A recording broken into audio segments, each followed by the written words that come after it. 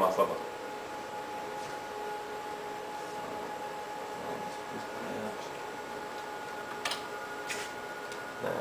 Máte ještě jiného? Ještě druhý laboratorium. Možete vi objašnjavati, pustit ću ja malo i snimak, pošto govorite na našem slobodno. Pa lepo, imamo ovdje džongle loptice. Sa druge strane, unutrašnjost ovih hvatača, oni su rešeni, a sa druge strane još nisu rešeni. Ovo je samo faza razvoja još, sad smo spustili prvi eksperiment.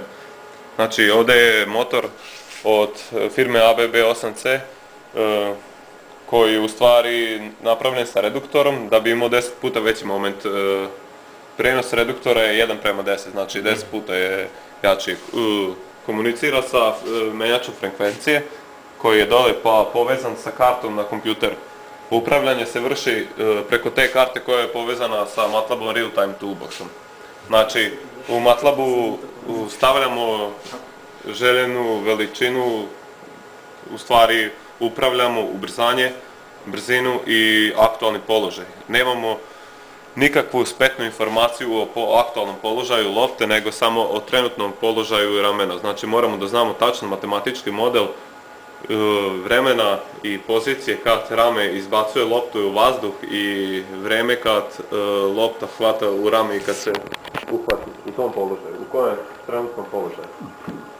A model je rađen na osnovi kinematike, znači nisu moment equation. Ok? Ok. Samo kinematički model. Evo, sad mogu da vam pustim. Ovo je, znači, običan algoritmus prebacivanja. Znači, jedno rame izbaci, loptu drugo uhvati. I, evo ga, ovo je. Trebalo.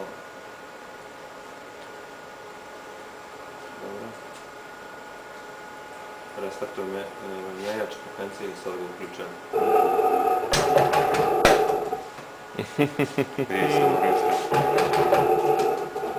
Znači, kinematički model, on bi trebalo da radi bez obzira na masu te loptice.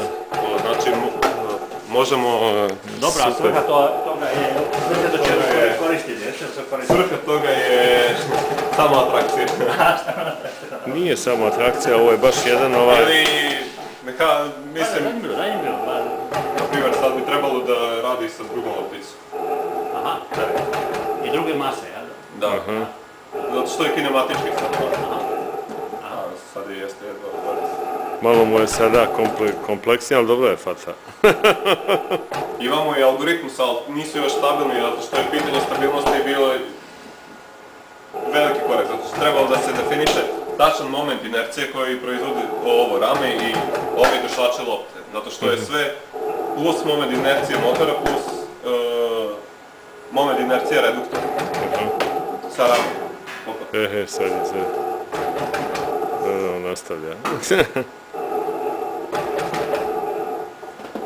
Inicijalizacija položaja početnik trebalo bi da se, kažem u ranoj fazi, trebalo bi da se napravi preko rezolvera koji se nalazi u samom motoru.